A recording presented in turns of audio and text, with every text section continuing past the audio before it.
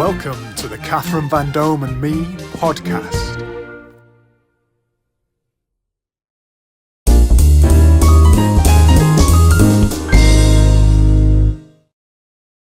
Hashtag hosts and the HQFM quiz and bingo software are proud to sponsor the Catherine Vandome and Me podcast. With HQFM quiz and bingo software, you can use this interactive quiz software at any venue. All you need is an internet connection. Go to hashtagquiz.co.uk for your free trial today.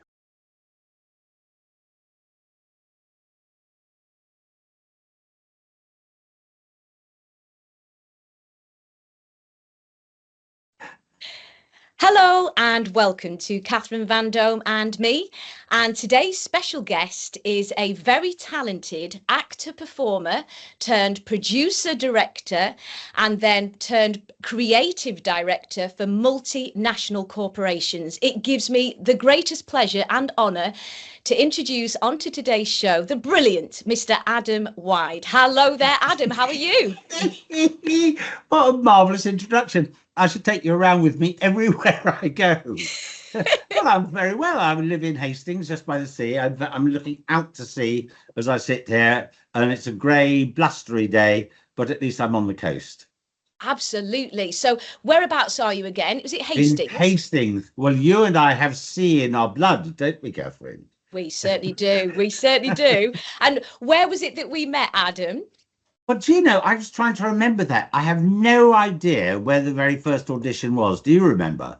It was possibly Pineapple for me, because I was replacing a dancer who was travel sick or something. And so I had only 3 days. I didn't do your normal 2 weeks audition process. I only had 3 days to learn every single musical production on board to replace this dancer. So so I was very, very honoured and privileged at the audition process to be selected by your good self. So thank you very much. Bloody good. It's because you are so good. And I know Mr. Baker always said that you were absolutely one of his finest exponents of his choreography. Oh, God bless you. Thank you, Adam. That's so kind. No, not kindness. You're just very good. It's as simple as that. And I know you've had Mr. Bristow on the channel, and he again was just fantastic. When we were recruiting, we chose people who were charming, rather than who had massive Bonnie Langford sort of showbiz, ta-da, and a good chip lollipop. And we didn't want any of that. What we wanted were people, obviously, who could dance and who were competent, of course, but who exuded charm and who could communicate. And so it's people like you that really set us apart, I think, from all the other cruise lines, because we had real people properly communicating both on stage and off stage. And I think that was why so many other companies suddenly started actually copying us. Yes, we absolutely trailblazed. We completely broke the mold of traditional cruising and made it more human and made it more real somehow and less plastic. And it was fascinating, and actually a real testament to people like yourself and Anthony. That's nice.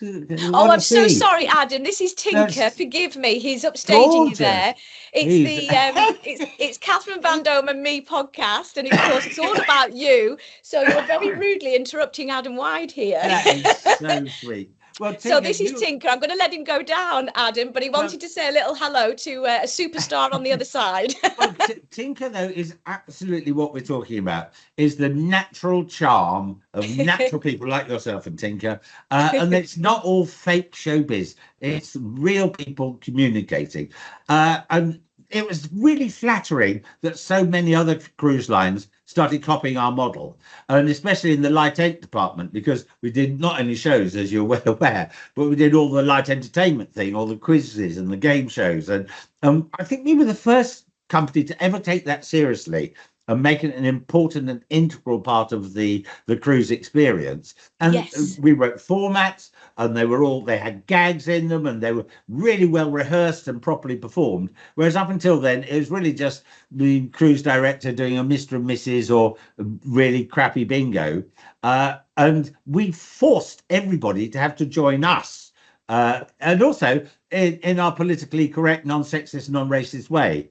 And we would Yes. take dancers of all sizes, all shapes, because it's really important to have proper representation on stage and not just, all the showgirls that you saw everywhere else.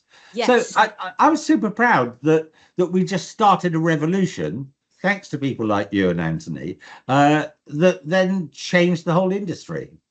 It did, and this was back for me. This was 1999. But when was it that you set up? Because it was your business called Open Wide Productions. Is that right? Named after you? Open Wide International. Yes, Adam Wide of Open Wide. No, I mean, it was quite a long journey to get there. But yes, it was Open Wide. I'm so hideous with dates, but I guess we started in the early 90s, Yes. and we started. Well, all right, let's rewind as we go back in time to really me coming out of university, because that's where it all started. And I came out of university, good left-wing UEA in Norwich, with this zeal for non-sexist, non-racist entertainment. And, Yes. All the Bobby Davros and the Bernard Mannings and television comedy was really offensive, deeply offensive to women, gay people, people of any other. And so I was absolutely determined that I wouldn't let that happen to me as a wannabe performer. So I started off, well, at university, we did lots of Edinburgh festivals and shows up in Edinburgh and all that sort of stuff. And then out of that, the alternative comedy circuit was really rampant. And people like Rick Mail had started the ball rolling, Ben Elton, Alexei Sale, and these politically motivated performers. And I stepped straight into that world with the most bizarre double act imaginable, called Clarence and Joy Pickles, the sparkling champagne duo. And we were like a failed husband and wife team who never quite made it, but they didn't really know how terrible they were. Because they had so much enthusiasm and so much love for being on stage that there was something sort of hypnotically compulsive about their innocence. And were you Clarence or Pickles, I was Adam? Clarence. I was Clarence, and then Joy Pickles was my wife. It's all on YouTube. Just put in Clarence and Joy Pickles YouTube, and you'll see us at the height of our powers. And into this world of really right on comedy, I bought a whole wealth of music hall ability, because when I came straight out of university, I went into the Good Old Days, which was a long-running TV show based at the Royal Varieties in Leeds. Leonard Sachs was the chairman, and there were all these fabulous old variety show people on the bill. And the first job I ever had as a performer, professional, was in Norway with the Good Old Days with Leonard Sachs. And it was amazing. The Good Old Days is this, it's a time warp program that you can go back on YouTube. There's many episodes. And it was the top rated light entertainment show in Norway. None more. And it's really complicated with very long words. Ladies and gentlemen, I give to you the rip roaring, the extraordinary, the pellecanuchery, or whatever. Lots of big words. And so we went to Norway with this. And I was baby boy, knew nothing really. But at university, I'd read Norwegian as a language. So I thought, well, to win the audience, since I was on second, we had Violetta on first. Violetta was the original Hortense in The Boyfriend. The part was written for her. So in the 90s or early 90s, late 80s, she was already quite an age. And she went on first. French, very French. And off she went. Le fiacre, and then I went on second. So I learned when father papered the parlour in Norwegian. Wow. So it's normally when father papered the parlour, you couldn't see both the paste. And now it's da father said to salon, then it completed to say ham young clisteret, schlinkte the hair, schlinkte the clisters up it overalt. And so, that's incredible. We will do subtitles. Madness. Anyway, I did this, and of course, it stopped the show because the Norwegians go, holy moly. It might not be real Norwegian, but it sounds as near as damn it. I had actually had it properly translated. So they went wild. And the rest of the cast were so pissed off because I basically stopped the show. Wow, Adam, that's amazing. On my first gig. So they had to move me to close the first half because no one could actually follow me. That's amazing. I know, but what a palaver. Anyway, I digress because I'm now talking about I've left university. I've got all this zeal to be politically correct. So on the circuit, the alternative circuit, I was really aware there was a need for alternative entertainment commercially. And lots of corporations wanted entertainment, and they were kind of changing and realizing that, there's a blonde with big tits on a bed is not really the sort of joke that you want. Also, although Anthony Bristow does like all of the Carry On films, I can't think why. Because, they have a charm and an innocence, and the innocence is actually what makes it work. Yes, even though they do gone past. But therefore, on the circuit, I'm seeing that there is a need for corporate comedy that also conforms to non-sexist, non-racist. And so I started with Jongleurs. Jongleurs was a big comedy club in the 80s. And so I did a co-production, or I co-founded a company with Jongleurs called Jongleurs Promotions, in which we provided comedians corporately. Yes. And then out of that, Thompson Holidays came to us and said, we're really aware that women are the principal bookers of holidays. So our entertainment should really conform to this new thing that we've heard about, alternative comedy, which we gather is not offensive to people. Yeah, too right. So out of that spawned a whole slew of, from my political correctness, of commercial enterprise, which was highly profitable. Yeah. So we started supplying to all of Thompson Sun hotels. There were about 15 hotels in around Europe, all of the entertainment. And that's all the comedians, the pianists, the singers. And we had quite a savage contract that they had to sign to say there'd be non-sexist, non-racist, and all the stuff. And then Thompson also realized that they were missing the other parts of the day, the quizzes, the football matches, the water polo, aqua aerobics. Yes. And so they then, having seen that at least I was sort of vaguely competent, they then commissioned us, Open Wide, to deliver the whole entertainment program, from the Tai Chi in the morning at sort of 6:30 right the way through to whatever happened at midnight, the midnight buffet or whatever it may be. So it's really out of my desire to do the right thing that spurned this whole extraordinary enterprise, which became Open Wide International, which is how we met you. My goodness, Adam. Well, that alone is just incredible, and obviously born of an innate passion for the world of theatre and perhaps holidays as well. Was that part of it as well? Justice, and I hate injustice. I wanted things to be fair. I wanted things to be right. I didn't want women and gay people and people of colour being demeaned. And also, in this whole sort of process, I'd actually had a career in light entertainment. Okay. So running parallel to producing, directing trade shows and all that sort of stuff, I was also doing a lot of really shit television in the 80s. You can't say that. You can. It was all Beatles about. No one is proud of being on Beatles about. Oh, I think that's amazing. No, it was awful. I was proud of being on Spitting Image and singing the Chicken Song, for example. Did you? Yeah, proud of that. So you were on Spitting Image. Tell us about that. And how did you get that position?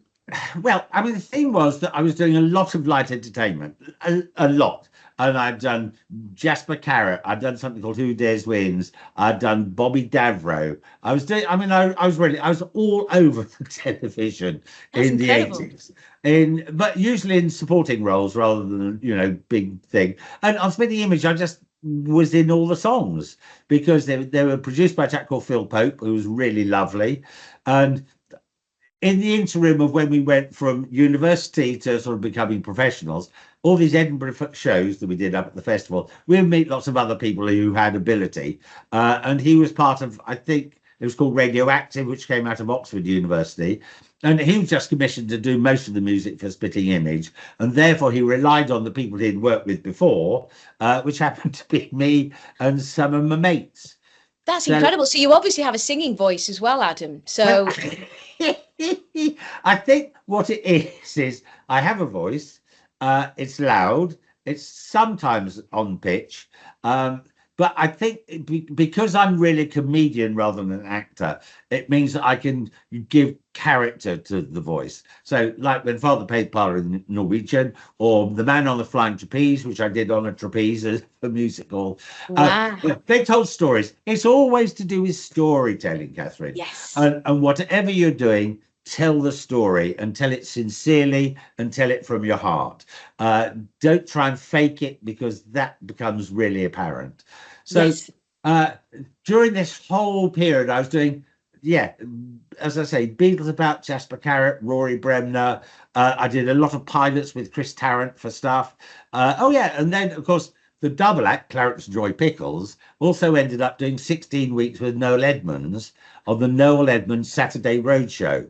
Wow. Which I know, it was incredible, actually. So this was 16 weeks. We were on every week. We were working with massive stars like Spike Milligan, and Molly Sugden was one of my favourite, Mrs. Slocum. Oh, wow. Oh, I love her. Oh, she's so fantastic. And her and Frank Carson and all the big comedians of the day were on this Noel Edmonds show. And we were there as Clarence and Joy Pickles, his sort of mad uncle and aunt, just looking after him as he went round the world doing stuff. There's lots of it's on YouTube. It's kind of sweet, but I became really aware, especially with my background of wanting non-sexist, non-racist comedy, even though our element of it was non-sexist and non-racist.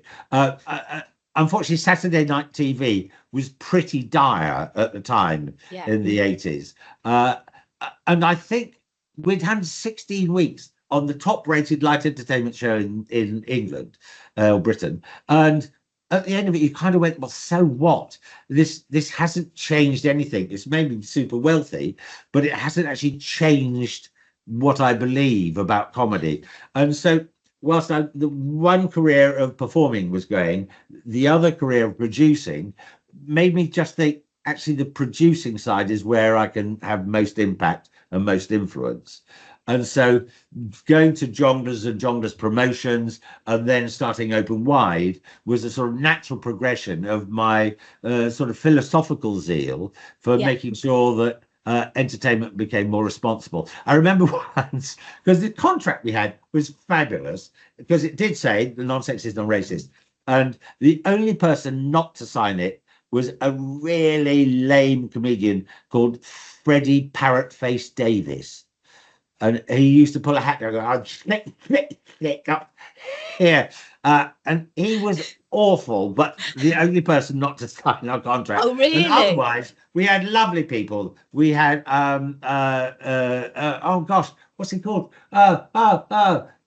Lee, he was in, he's got sticky out ears. What's he called? Oh, that runs around a lot. Yeah, runs around, gets very sweaty. What the heck's he called?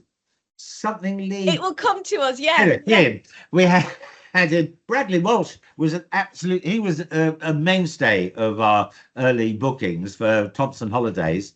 He was out almost every week. Oh God, why can't I remember Lee his Evans, name? is it? Lee Evans, thank you. Yeah. Exactly. It's a good job I'm a comedian as well, otherwise I might not know. You got that. That was one of the things you said very kindly to me. You're inside my book, which is The Truth About Me, and I mentioned you highly because you were one of the people that said to me at the audition, even though I was auditioning to be a dancer, you actually said the reason you've got through is because you're very funny. And that really inspired me, Adam. And at that time I hadn't picked up a microphone until I'd gone on to the your cruise line.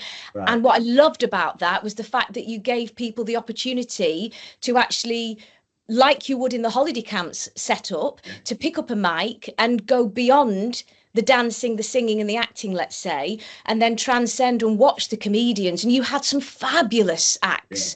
You had Stu Francis on our cruise line, and the Frankies, the lovely Frankies. We love the Frankies. Yes. So good. Well, so, you know, all of that, though, Catherine, is so simple. It's all about helping people realise their potential. Yes. And again, as a responsible employer, and I hope I was, well, you say I was. You were amazing. That's why you're here today, Adam. Yeah.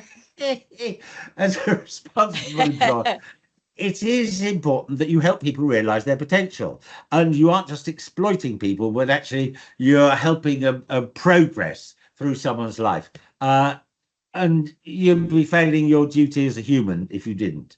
I think that's fantastic. And I think that sums you up, Adam. I think you're obviously politically motivated, as I am as well, a campaigner for equal rights. And I think that's so important and shines through your spirit and the essence of you. And I think that's really important in the entertainment world. As you say, we'd gone from this world of looks first, dance second, or whatever, where it was, you know, and then what you did was open a can of brilliance and say, well, actually, you've got all these performers, the dancer, the singer, the actor, the comedian, all coming together in the musical productions and bringing their gifts onto the stage, but each learning from each other. So Anthony Bristow became a prima ballerina, I would say, at the end. I think one of the most important things of being an employer is to make sure that people are learning all the time. Yes. And interdisciplinary is absolutely critical for any entertainer, because you need to be a singer, dancer, comedian, and storyteller. And that really is the whole point, is the communication that anybody has, even if it's only through dance. Well, I would say only, that's super important. But if it is only dance, you still have to tell stories. You still have to understand the art of communication. And so by doing everything on the cruise ships, it gave people a rounded experience and a rounded education, which I know will stand them in good stead. And so you're employed as a dancer, but actually you've got so many other talents. Anthony Bristow was a super charming man with his honey voice that was just fantastic, as well as just being funny and charming. So in a way, the auditions kind of did themselves, because you knew instantly, as soon as you saw your row of 8 or 9 or 10 or 12 or even 30 people, you kind of knew where the sparks were, and you're always looking for a spark.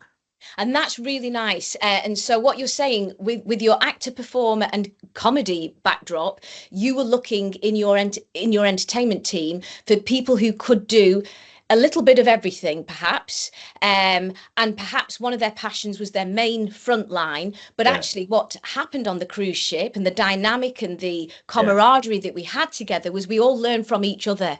And what was lovely is that I think you said what we also were attracted to were people with PR skills. So you've got people who enjoyed going up to other people in the audience, daytime and night, and making friendships with the people on board. And I think that was something that I enjoyed with my particular team. Everybody that I was with was so loving and kind and generous, particularly to myself, because I only had 3 days and midnight rehearsals to quickly catch up. And 13 costume changes per show. You get to know each other very quickly backstage. And quick, where's my wig? So it was incredible. And then by day as well, I mean, we literally almost worked 24 hours, but we loved it. That was the thing. You also had to have high energy levels. Would you agree? High enthusiasm. And I'm a natural smiler. So are you, Adam. And so's Anthony and the others. Louise, Rachel. There's too many to mention. And such wonderful, talented people. And it was a privilege to work for you and with those teams. It really, really was. And we got to see the world. Who gets to see the world at that age? Well, the privilege, of course, was ours and our guests as well. And I rather than call them PR skills, though that is what they are, I would just say it's empathy. And you're actually finding people with empathy, natural empathy. And that's kind of what you're looking for, because that's the whole point of being on holiday, is to feel relaxed, looked after, cared for, Yes. and so I wouldn't even break it down to skills. But what is interesting, and it was very interesting that who was it? BBC wanted to do a film about cruise lines and the cruise. In fact, this is a good story. So I was at a dinner party with a BBC producer friend of mine, and the head of BBC documentaries was at the same dinner party. And I was describing life on a cruise ship and how it was a sort of little microcosm of the whole world, and all the feuds get expanded, and all the little tensions get amplified because you're on this sort of floating hotel that everybody's living on top of each other, and 2 or 4 to a cabin, or whatever. So I described all this. He said, "Oh my God, this would make a perfect documentary." So he then commissioned Adam White's Fame Factory, which was a BBC documentary, still on YouTube, about a training course for open wide. And it's absolutely fabulous because it does a lot of what you're talking about. It shows how much we cared about people from different backgrounds and walks of life and disciplines coming together to create a team. It shows really a lot of the love in the back room as we're putting teams together and putting shows together. So it was a really good subject for a documentary, and it went out. And Air Tours, our cruise line, were approached by the BBC to say, "We now want to do a 12-part series on your ships." And Air Tours said, "Oh no, we're not doing it. Oh no, it could be a PR disaster." And the BBC said, "No, well, why would we do that? We want to make a show that's upbeat, that's light-hearted, that shows people fighting adversity, coming out on top, as well as, of course, all the entertainment." And Air Tours just said, "No, we don't risk it." So instead, the BBC then went to celebrity, made The Cruise with Jane McDonald, who became a great big international star as a result. And that could have been you and me and Air Tours. Oh my goodness. Well, I'll tell you what did happen with Air Tours, Adam. I don't know if you remember. I wasn't aware of it because I'm a little bit naive and I miss things that are going on. I think what happened was the film crew of an advert for Air Tours for our cruise ship did happen, but unbeknownst to me. So I was they were hidden in plain sight, and everybody was trying to get onto the video, they told me afterwards, dancing away, singing away and performing, but I was up in the crow's nest and having a dance at the after when you finish the show, and all I did was blow a kiss into this man's face who just happened to be holding a camera. And everybody the next day said, "Cathy, do you know you were the only person out of the whole entertainment team to appear on the Air Tours advert, unconsciously, unaware of what you were doing?" And of course that ended it. He said, "And come to Air Tours," and I blew a kiss. So that was an unconscious bit of fame. How marvelous. I like that story. What a great story. All very silly, but the point is, it was, that's fantastic. So you really did try to put your teams, if you like, on the map. And but great for Jane. She's done a wonderful job. She's had a very colourful career. Yeah, she's and well deserved. Yeah, absolutely. But what you're saying is there was a lot of unsung heroes, perhaps, that you treasured, and my goodness, you've got such a stream of talent. Joe Bowes, which was my choreographer. Oh, she's fantastic. And fantastic. Steve Baker, who you must get on your program because he's such a good fellow. Amazing. Well, and also, what I loved was that we were young, and because I had no experience of cruise lines at all, we invented the whole thing from the ground up. Yes. And the same for Thompson Holidays, we invented it from the ground up. And then when I left Open Wide, well, firstly, we did a lovely thing, which we set up the Ibiza Marquee. So in Ibiza, there was a real demand for an excursion venue with non-sexist, non-racist entertainment. So we actually built a purpose-built £3.2 million venue, and we did an evening excursion called the Mardi Gras, and coach loads of people would slam into there. And I again was really pleased. We won, Excursion of the Year award from Travel Trade Gazette or whatever. Wow.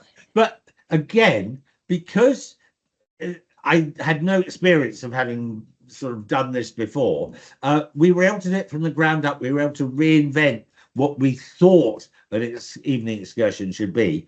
And in the same way that we did with the entertainment on the cruise ships and in the hotels, we set a new benchmark. Yeah. And it's just so lucky. But I think that's what I do. I reinvent myself, whatever I'm doing, every 3 or 4 years. So I started off as a professional magician. So Oh, did you? yeah, I absolutely started as a professional magician.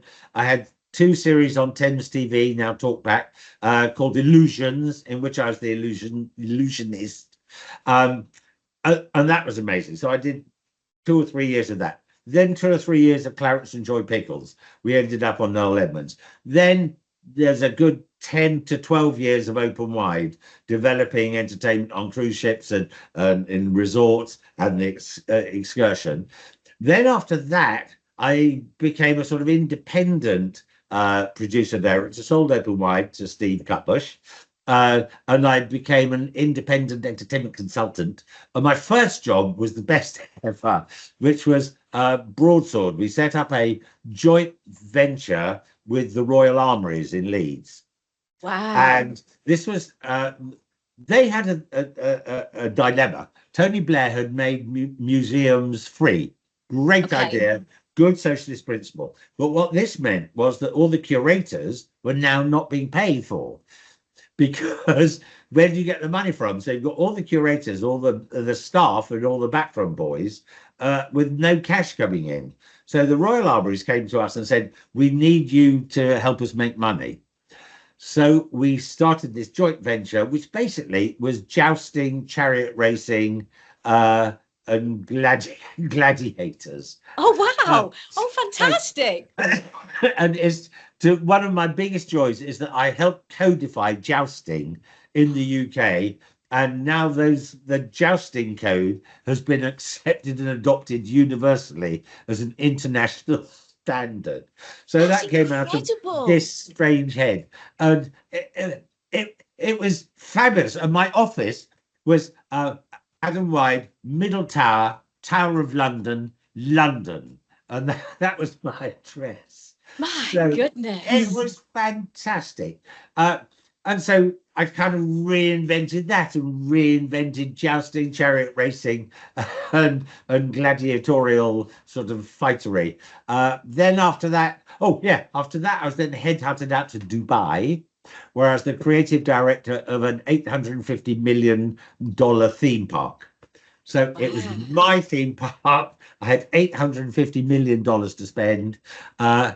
And it was just fantastic. And of course, being me, who knew nothing really about theme parks, told a good story and got the job. It looks like your stories have preceded your positions, which is incredible. Well, it's good storytelling, as always. Yes. To get the job, in fact, I wrote the day in the life of the theme park, seen through the eyes of a family of 4, so mum and dad and a boy and a girl, and their adventure through the theme park. And eventually it kind of wrote itself, and I don't know quite how or why, but it was very honey-tongued and very seductive. So I ended up in Dubai in the desert with $850 million and a sort of basic plan of a theme park, which was then built all around me. And I booked. So you designed it, Adam? Are you saying you designed it, Adam? Yes, absolutely. In the sense that there was a plot of land. They knew that they wanted basically 6 shopping centres around a lake. And that was kind of as far as it went. So each of the shopping centres were sort of Europe, Asia, Africa, and I allocated a continent to each shopping centre, which was then themed to the continent. And then I started booking shows. I had 30,000 shows the first year, or at least 30,000 performances rather than shows. 30,000 in the first year. That's absolutely incredible. It is incredible. And there's me, an out of work actor from Kettering in Northamptonshire. And Now, but that's the point. You've made thing. things yourself. You have, you didn't take knockbacks and then go and do something else. You thought, I'm full of stories, I'm full of wisdom, I'm full of empathy, and I love the world of entertainment. And it always transcends our own performance. It always does. Well, and that's the beauty of you. Well, that's it's the beauty of our potential. All of us have potential, and it's just allowing us to do it and to do it fearlessly sometimes. I'm a lucky bitch, and I'm aware of that. So, so I mean, there's that. And then the Dubai crash started imposing itself, and I could see that we need to do something sort of dramatic to claw out of the hole. So I bought Guinness World Records as an intellectual property for the Middle East. So I paid a big license fee to Guinness World Records, and they allowed me to use the brand within their guidelines for the Middle East. So I came up with the idea of a theme park where members of the public could come in and attempt Guinness World Records and actually walk away that day with a Guinness World Record. And it was hugely successful. So when the Dubai crash did happen and it all imploded all around, crashed itself around its ears, Guinness World Records said, well, you've got the sort of brain that we can't quite fathom, but nonetheless makes us money. So will you come now to Guinness World Records and be the global creative director for Guinness World Records? So that is absolutely incredible. It was fabulous. Adam, so, what a CV. I know, it was insane. So now I'm sitting in Tottenham Court Road with Guinness World Records, and it's like the League of Nations. Down the centre of the room, you've got an Italian, a Spaniard, a German, a Frenchman, someone from China, someone from Hong Kong, someone from... there's like a League of Nations who are all the adjudicators in all the different languages and who are accumulating and accepting records and setting the guidelines for records. And then my job really, because book sales generally are going down, just because Dead Tree Press, us, podcasts, and the way that the whole sort of absorption of information is happening. They wanted new ways to use record-breaking commercially, and to use the brand, which is massive. Guinness World Record brand is the equivalent of Pepsi Cola, not as strong as Coca-Cola, but Pepsi Cola, in the sense that everyone in India, everyone in Africa, it's known all over the globe as this inspirational, aspirational brand. So the idea was to make money from the brand that wasn't the book. So TV programs, live events, or I mean, really any other way that wasn't tie-ins with product placement, like Panasonic. They wrote to us saying, can we have a Guinness World Record for our batteries? And we said, yeah, of course you can. And in fact, let's test them and see. And we tested Panasonic AAA batteries, AA batteries, and they were the world's longest lasting batteries. Oh my goodness. So just by doing the tests, and they thought they were, and they were, and there were like about 8 or 10 different battery tests you do for longevity. And so they were the world's longest lasting batteries. And so they paid us £500,000 to be able to put the Guinness World Records logo on their pack saying it's official, Guinness World Record, the world's longest lasting battery. So Guinness World Records were thrilled with me because they haven't had to do anything other than do 10 battery tests, and they made £500,000. So sort of deals like that, they were very pleased with. And so for 3 years, it was a 3-year project, I had to develop record breaking and Guinness World Records offices in Beijing, Tokyo, New York, and the London commercial division. So I go from London to Beijing to London to New York to London to Tokyo to London to New York. And were you testing your batteries, Adam? So were you putting like Duracell from London to Tokyo? I was like, the Duracell bunny. But again, what a lovely thing, because suddenly my life from having been showbiz is now all to do with inspiration, aspiration, helping people aspire to being the world best at something. And it was kind of rather fitting end to my career in the sense that I then stopped doing sort of professional paid for work. But it was lovely that it was so inspirational and aspirational. And so now I do tons of charity things. And I mean, it's not that interesting, but we buy Yes, it is. It shows what sort of a character you've got, because, you know, there's a lot of people in the entertainment industry that know you very, very well, and you are incredible in so many different ways. And what's great about today is people are seeing that you've got your foot in so many different camps, but you created those adventures, Adam. You didn't wait for things to come to you. As you say, you're a storyteller, but you worked incredibly hard to get to where you are today. Things don't just fall in your lap. You worked hard. It didn't feel like work, I think is the way to say that. Yeah. Because it's a passion. Well, you know this. Yes. You know, it's the same with anybody for whom their job is a vocation. Yeah. It's a passion that you just do, and you want to do it 100%. So, in fact, it wasn't spread. And in fact, straight after I left Guinness World Records, I moved to Berlin, and I founded a gay rugby team. That's great. I know. Well, I thought, well, you know, I'm only 60 or whatever it is, 65. So 60, yeah. So I founded the gay rugby team, gay and inclusive. So we had straight, transgender, non-binary. Really, it's a big church that we could welcome anyone.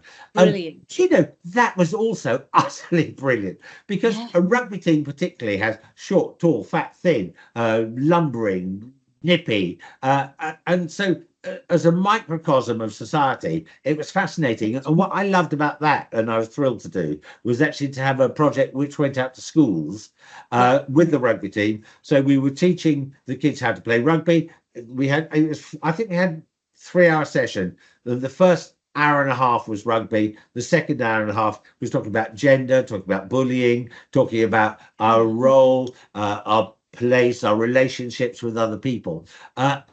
And it was fascinating. It's so brilliant using rugby as a metaphor for how people exist and coexist in life, and how teamwork, especially things like bullying, is infinitely better than, you know, trying to do your own thing. Well, just pausing you there, Adam, that in itself is inspirational, because rugby is often seen as sort of of all the sports, the lads, which is a particular type of lad.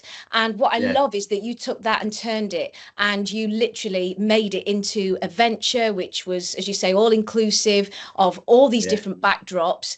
And that is admirable as well. And did you take a position in rugby as a youth yourself, or was that not something? I played rugby at school, but it was just when I was in Berlin and someone suggested the idea of a gay rugby team. I said, count me in.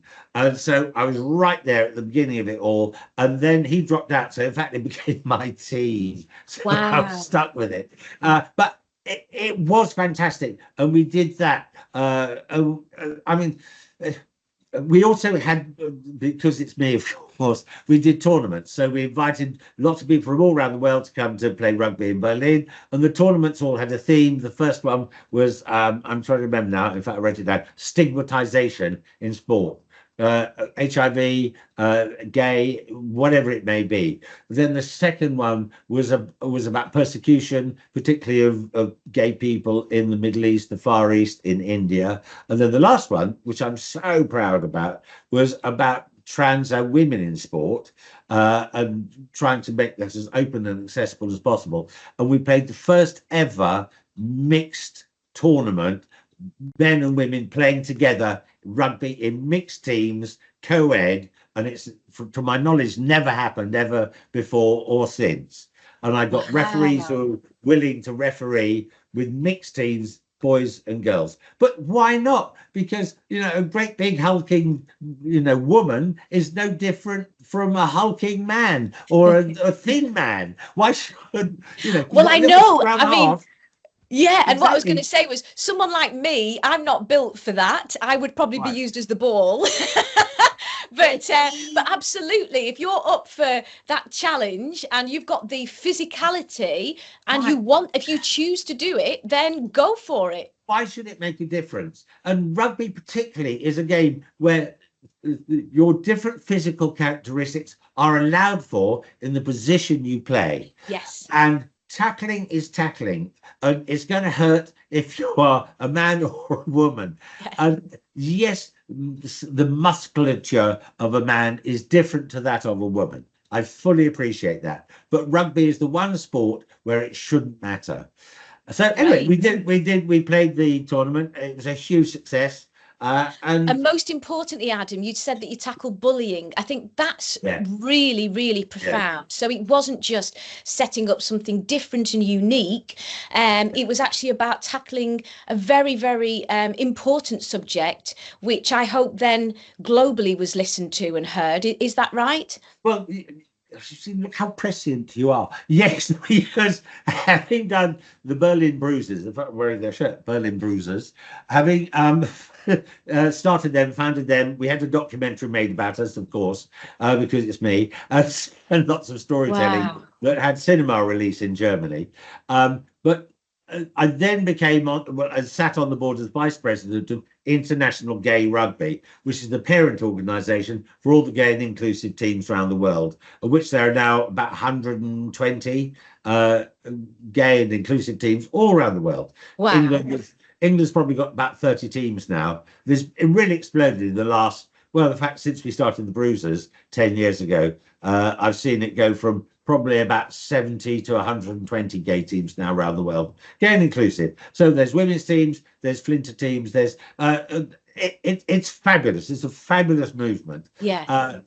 But really, once I moved back from Berlin to Hastings, there was no need for that. So in the sense that I've kind of done it, I've done 10 years of it and felt as ever my little parcel of time doing that was then done. Yes. I've done as much as I could, time to move on. And then I came here to Hastings. And as I say, I'm a trustee of the Hastings Commons, which is all about commoning. And commoning is helping people collectively be in charge of their own destiny.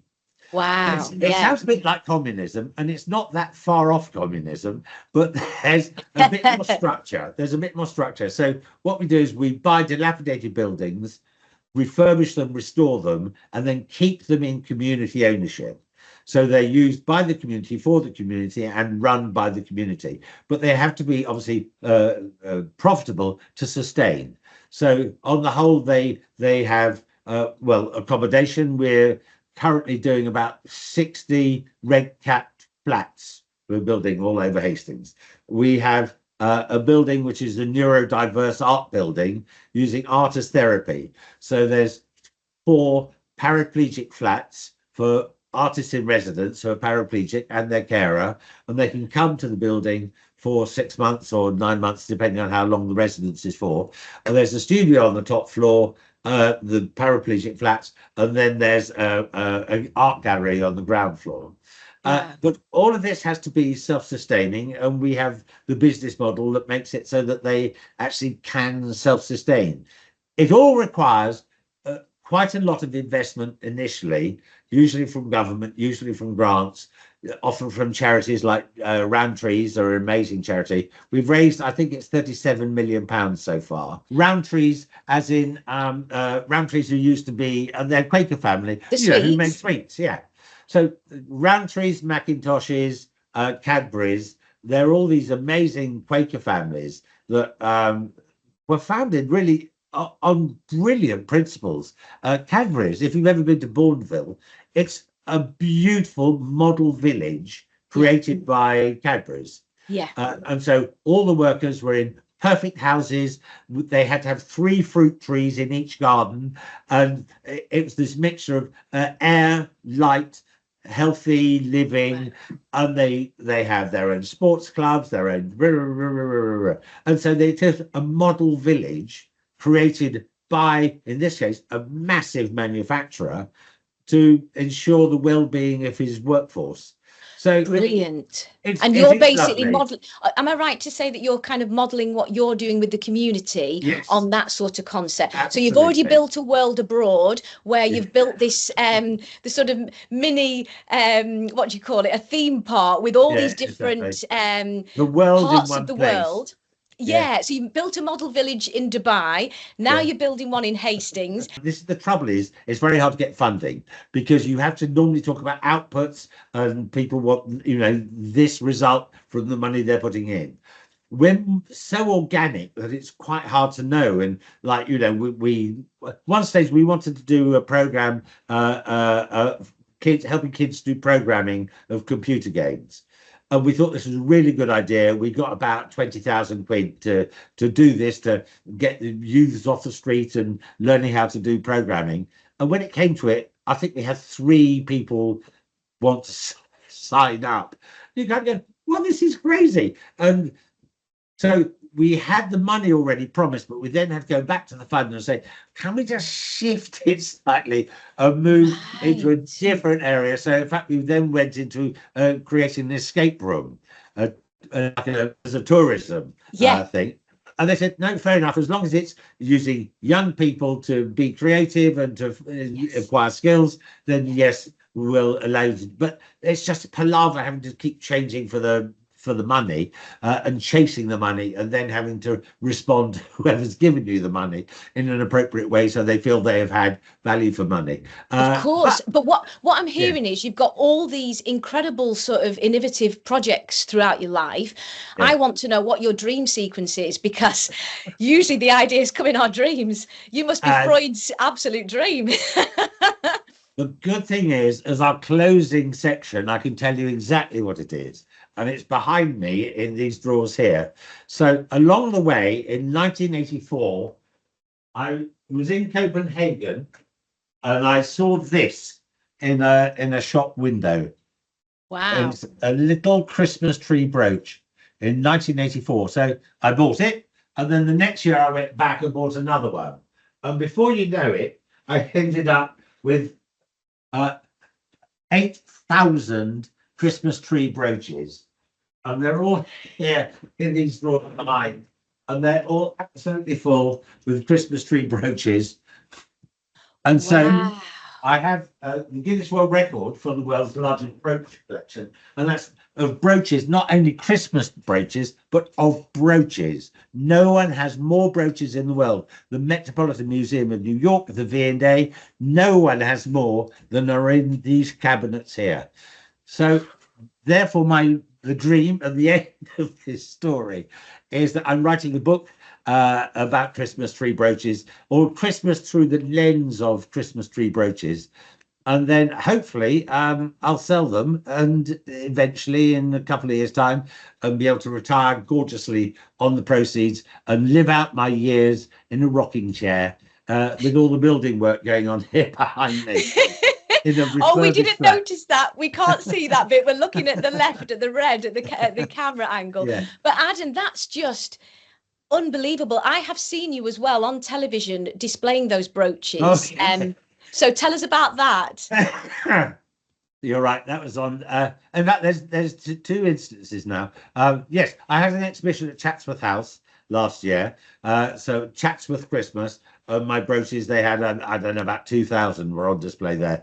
And so I was featured local TV there. But the year before, yes, I was on Bargain Hunt.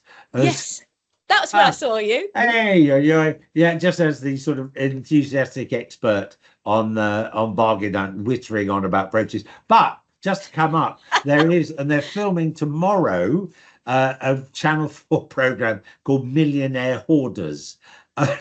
Wow. And in each program they have a millionaire hoarder, and then they also have an obsessive collector. Oh, hello. They have an obsessive collector. So in this episode, it's me whittering on about my brooches. So and what's that again? Just remind us where that is.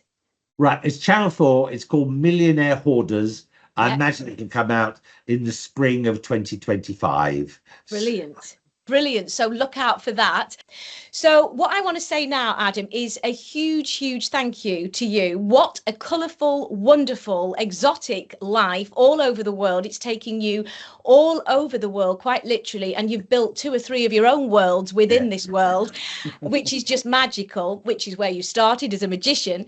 And you really have used your magic skills and your storytelling skills to build your own numerous enterprises globally, and you are loved by all who know you, and revered by all as well. And you're obviously, you know, you're the heart and soul of entertainment. You've done an incredible job in your worldly career, and along the way you've picked up brooches, I'm assuming, from all over the world as well. All over the world. All over the world. Catherine, I'm a lucky bitch, and specifically lucky to have people like you in my life, and always will be, and I love that. And I think that's what we'll close today by saying. A huge thank you for your time today, Adam, and enjoy whatever lies ahead. I'm sure there's a lot more ahead for you. You've certainly inspired me, and anybody out there who's thinking of going into this actor, performer, producer, director, creative artist of global enterprises.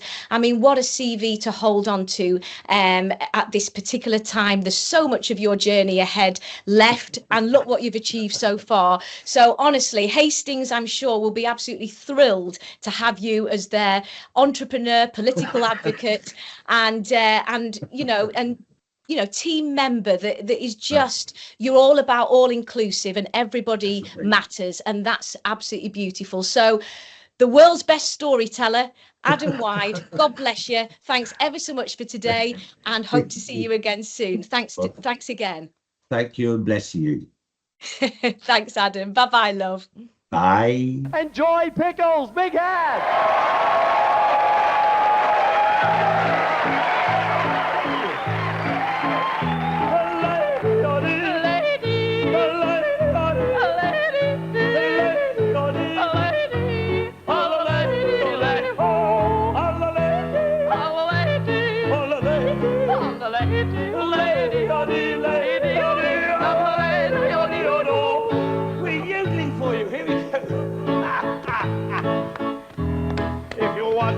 Be a yodeler first, you must learn to slap your thigh. Then you go and purchase a Tyrolean pet. A large thingy braces on tight leather trousers. Then you are ready to yodel like mad.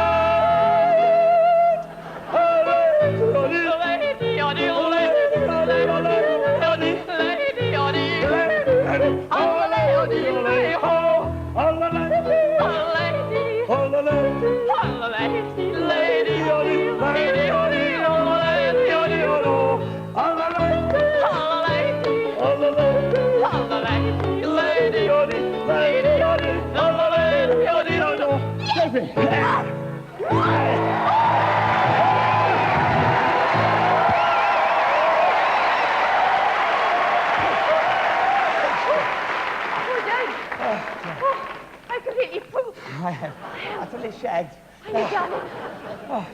Anyway, thank you for that lovely warm round of applause. I do love a warm hand on my entrance. I think we all do, don't we, if we're honest? And thank you very much, everybody here at The Happening, for letting us share your very special Christmas treat. It's gorgeous, darling, isn't it? Yes, indeed. And let's not forget the real meaning of Christmas, because, of course, it is nearly 2,000 years ago today that the BBC started showing reruns of Christmas Morning with Noel. So we are blathering and we haven't even introduced ourselves properly. Shall we? Before we do anything, we'll tell you our names. She's Joy. Not Bunty, he's Clarence. Not James, we're not always recognised. But old friends like you know. We're Clarence and Joy Pickles, the Spartan Champagne duo.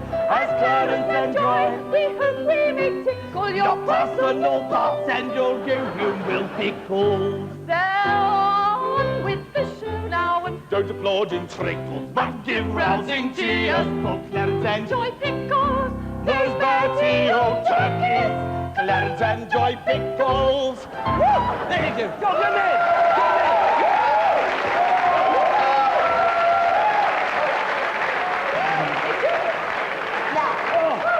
Well done, happening people. This is something really happening now. It really is happening now. Following in our little Christmas special, we'd like to now take you on a little voyage of the imagination. Oh, lovely. We're going to go to faraway Hawaii. Hawaii and Hawaii not. Take it away, Mr. Mucus. Hawaii. Now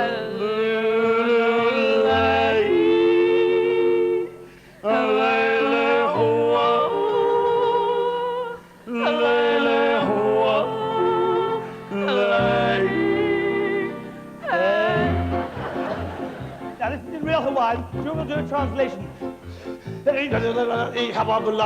Hope my lord to make a hot fellow. Golly, out, try out here, but out to my honey and pull ya Hawaii. Aloha ka Hawaiian cowboy, Lululay, Rosalani, Rosalani, oh Rosalani, Rosalani, oh Rosalani, Rosalani, sorry, darling. Hey, what here, Rosalani, come along, like, killy, bully, warrior, let hop below and make a hot fellow. Golly, go out, try out, have out, and pull ya Aloha ka Hawaiian cowboy, Lululay, Mokihana, oh Mokihana, oh Mokihana, lay. All together now, everybody joining, here we go. Hallelujah, Maya, we are Honolulu, when Maya began Malihika, Kawan, Polio, Mali, or Marico began Malihili in San Francisco by the Golden Gate. Aloha ka Hawaiian cowboy, Inamai, Kapuana, Lululay, oh Rosalani, Inamai, oh Kapuana, Lululay,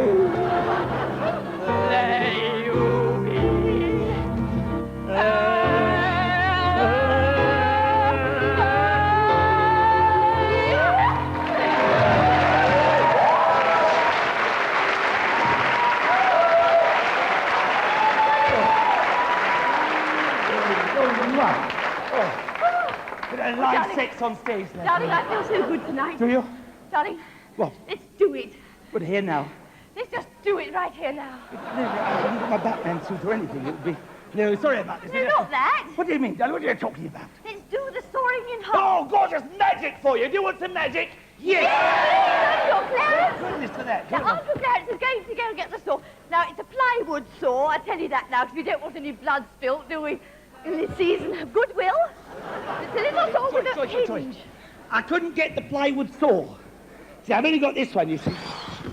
That's a real one. Yes, it's more fun though, darling. Just sit there, we'll do it. Just sit there. No, sorry, I'm not doing it, darling. Go along, darling. Don't be silly. My husband's just showing off.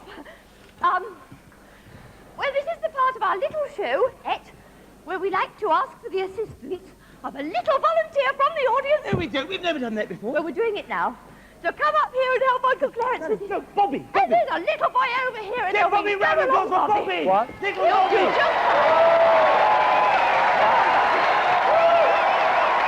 Just put your down there, Bobby. Go on, Bobby. Sit there, darling. Sit there.